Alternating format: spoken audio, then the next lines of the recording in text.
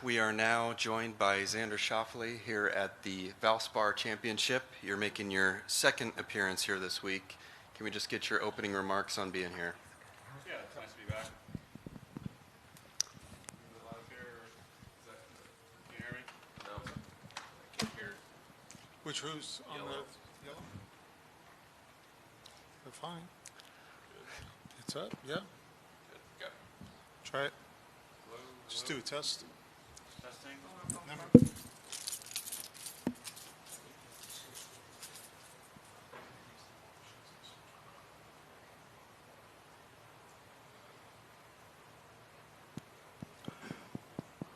Yeah, that's good. Now it's working. So how excited are you to be here this week, Xander? Yeah. Is that working? Is it working? I hear all that. Give him that one. This, I don't know Should we what. switch mics? Yeah. Want to? This one? Maybe easier on the safe side. There you go. Thanks. All right, third time's a charm. There at we the are. Valspar Championship with Xander Schauffele. Yep. How's it feel to be here Yeah, this week? it feels great. It's nice to just get back in the action after a close call last week. Sometimes it's nice just to get back to work and kind of put your head down and try to figure out a new golf course. So happy to be here. Yeah. Looking back at last week, the runner-up finish at the Players Championship, what are your positive takeaways from that? Yeah, it was. I played some really good golf. Overall, I was just there again in a good spot to win a golf tournament and didn't get it done. So I've accepted that and have a couple nights of sleep under my belt now, and feeling better than I did a few days ago or a couple days ago. So just excited to try and win again. Yeah. Thank you, Xander. With that, we'll open up to the group for questions. Please raise your hand and we'll get a microphone to you. This one works. This one works. Doug. Doug clearly hasn't had lunch yet. A little attitude going, huh? I got some enough. When you're working through a swing and getting closer and whatever, what is your trust level when you get to Sunday? Does Sunday matter on trust? With my swing?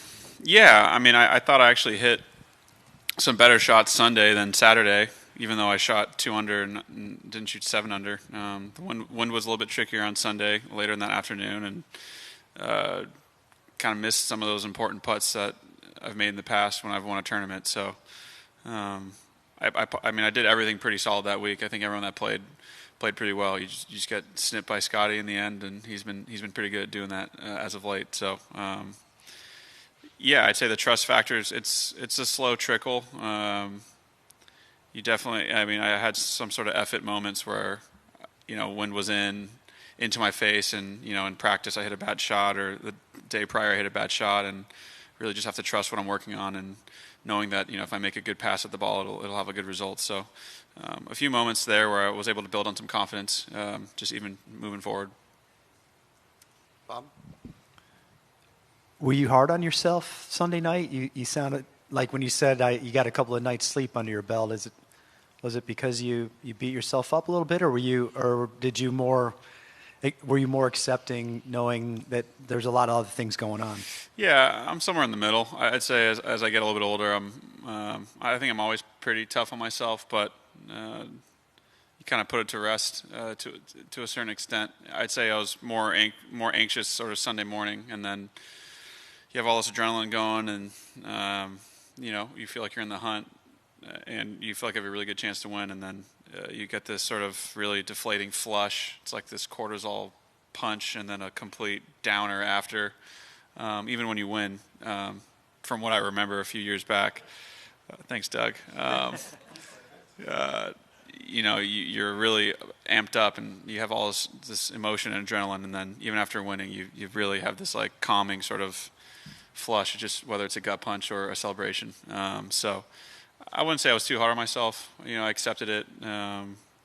Was overall pretty pleased with how I was able to play. Not being able to play super well since they moved the Players Tournament. So just another close call under my belt for now. you got enough going on in the final group, obviously, in contention like you were. How much harder does it make it when you see that Scheffler's making a run like he did? And obviously we know how well he's been hitting the ball and everything.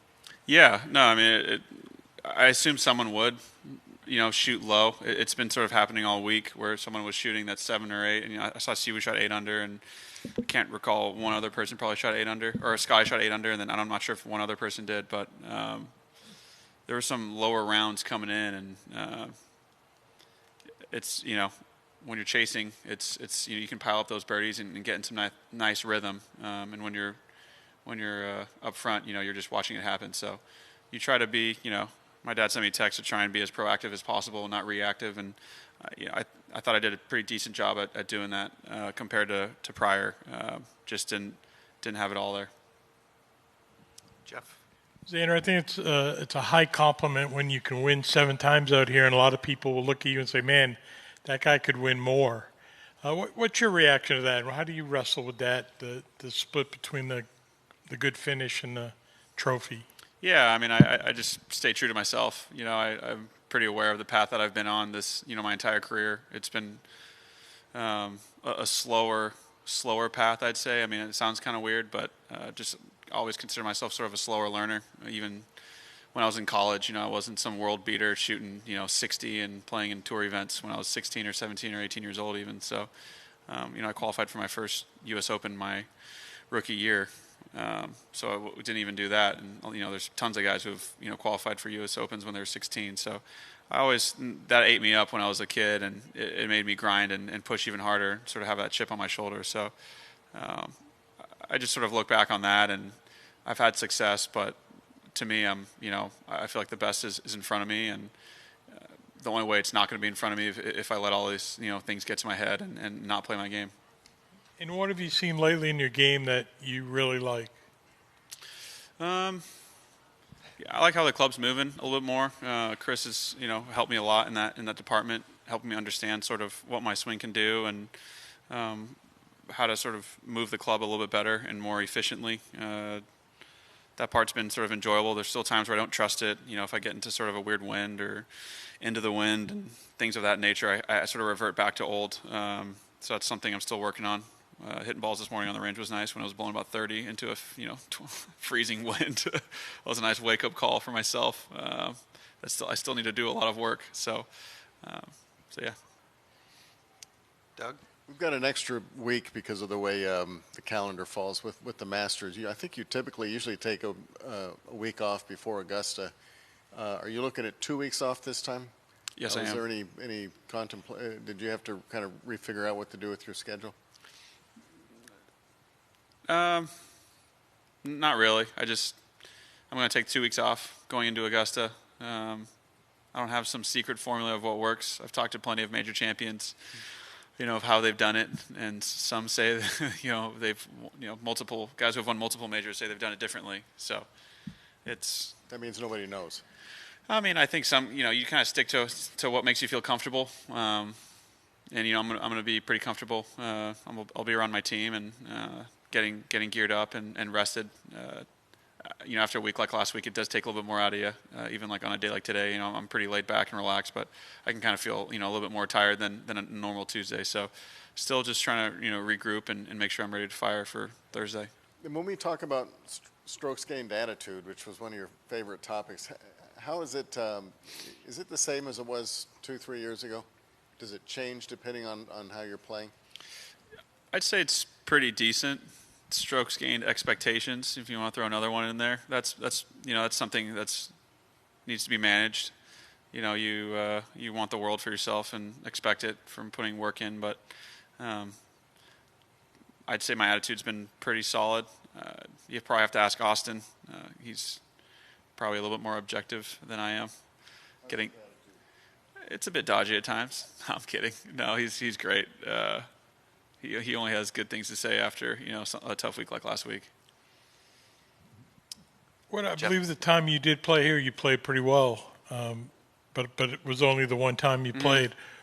What are your impressions of this golf course, and why was it a good fit this year?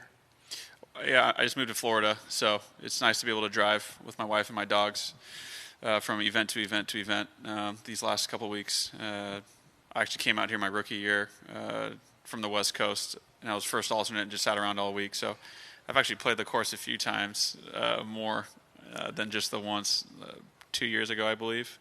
But yeah, it's a great stop. It's a really hard golf course. It's very demanding. You have to plot your way around the property and hit really quality shots. And I think you're really rewarded for hitting good golf shots on this golf course, because the rough can be penalizing, and some of those tee shots, from what I remember 2 years ago, are much tighter than I can recall. So good golf will win this tournament.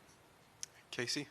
Xander, you mentioned the advice from your dad after the players to commit, execute, and accept. Which one of those three do you think is the toughest to deal with? And how would you say that philosophy has kind of shaped your career? Yeah, he even tried to adjust it. All these things have come from my dad. It's this steady drip caves the stone. That's from my dad as well.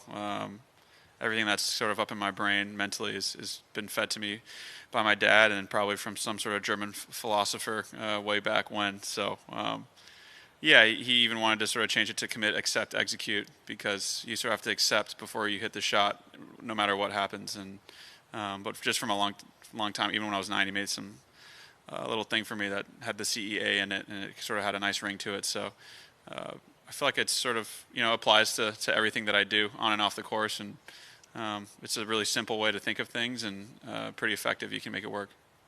And then a little bit of a turn here. If Long Beach State is to face San Diego State in the tournament, what's the game plan? Who are you rooting for? Yeah, I was actually last week. I had it was nice.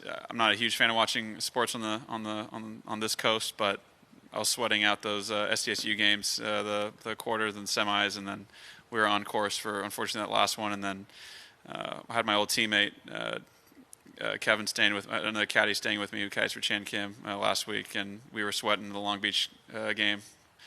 So that was cool for them to get in the tournament, winning conference there. So I'm not really sure. Hopefully, just root for a competitive game. But I think the fact that I spent three more years at SDSU would probably make me a little bit more loyal to that squad. Got Doug here in the front. The steady drip caves the stone. Was that the first time you brought that out in public? I don't know. I say a lot of things in this room that I can't remember, or in these rooms that I can't remember, to be honest. But it's something that we've talked about for a really long time. Ever since I was a young kid, and sort of not feeling like I was accomplishing as much as I should. That's something that he would sort of hammer into my head. Off topic, or completely a different direction, if you will. Do you have any sense that, like last year was always referred to as this bridge year, as in terms for where the tour is going? Do you have a sense that what we're doing this year is set in stone for the next couple of years? And have you formulated any kind of opinion on fuller fields, cuts, no cuts? Do you like the way it's going? I haven't thought too much about it. On the spot, I feel like there seems to be a bit more of a divide than normal in terms of the cuts, no cuts, fuller fields, smaller fields. I think there isn't a big enough sample size to really tell what's right and what's wrong. I think everyone needs to understand that we are entertainers to an extent, and we have to be loyal to the fans and produce a good product for TV ratings and things of that nature. That's sort of, now that we're have a foot in the business department, I think that's sort of the direction things are going. With the meeting yesterday, I don't know if you referred to that with the PIF. There's more questions looming, and I don't think many players are too privy of information. Jay's been trying to be transparent with emails based on what's happening, not giving. He obviously. You can't reveal information of talks, that are ongoing to the membership, which obviously makes sense. But he's been trying to be as transparent as possible on that front. So I think this is probably bridge, I'd say, leaning more that way, more than set in stone. I think, the tour is just trying to find the right way to push forward, and it's going to be impossible to keep everybody happy. But, hopefully some sort of unification at the end of the day, and then, with that will be TV ratings, and I think you can kind of put, the horse in front of the carriage at that point, and then sort of just chum along versus sort of feels like we're sort of guessing a little bit on how to get it done, and it's understandable because I don't think anyone has the sort of the right answer to keep everyone happy. If someone asked you what you thought golf would look like in 3 years, would you even have a reasonable answer? My guess would be that we'd all be playing together again. I think that's what fans would want, and I think that's what TV would want, and golf as a whole would probably be better off that way. Just like all sports, when they've been fractured, they've always come back together. So I'm just going to lean on the side of history. Would you being in your position be annoyed at someone from LIV who was able to come back and keep all the money that you turned down or chose not to take, however you look at it? I think that goes into the accept boat for me. If we're going to run that sort of scheme on your question here, I had to accept sort of any decision I was going to make a long time ago regarding to what you just mentioned with money and moving and them coming back and stuff of that nature. So, I'm very content with where I sit right now, and I would have chosen otherwise. If I had, I don't have any regrets of what I've done or what I'm doing. So I'm sleeping, just fine at night, knowing where I stand. I'm done. All right. Thank you, Xander. Appreciate the time. Last one with Jeff, and You then get to experience a really cool moment in Tokyo a few years back, winning Olympic gold. Where is that at this point of the year on the radar? And as you look at like the top American finishers just last week, how tough a team is that to even make? Yeah, that's something people have asked me sort of, like, you're not exempt for the Olympics? And I was like, do you think Michael Phelps was exempt? Well, he had to swim and qualify every single time he made it back to the Olympics. So, which is even more impressive. And, I think that's part of the process of competing in the Olympics is the qualification period. Much more stress for other sports, I'd say, than ours, just because we do have an ongoing season that we can compete in versus it's not like I'm sitting here, getting ready for 4 years and then playing one qualifier and it's like make or break type deal, or worlds, or doing stuff of that nature to keep my ranking up to qualify. So, I have a lot of respect for the other athletes that have to do that.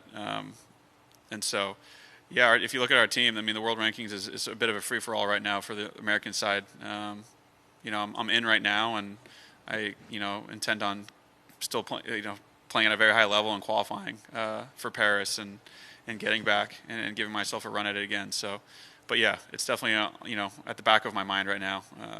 But I definitely want to qualify, obviously. And as the owner of a gold medal, do you remain hungry to do it again? Is it the same as it was chasing it the first time?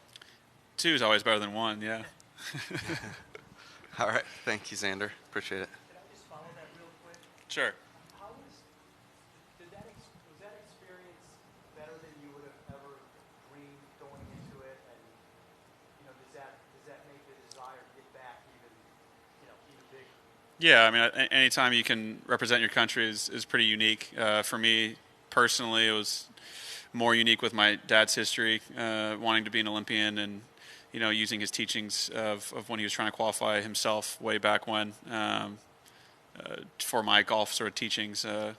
So, yeah, for me it's a little bit personally it's more special, and yeah, anytime you can put on the red, white, and blue for me is an awesome experience, whether it's in a team event or an Olympics or anything. So, I definitely get up for those events. Thanks.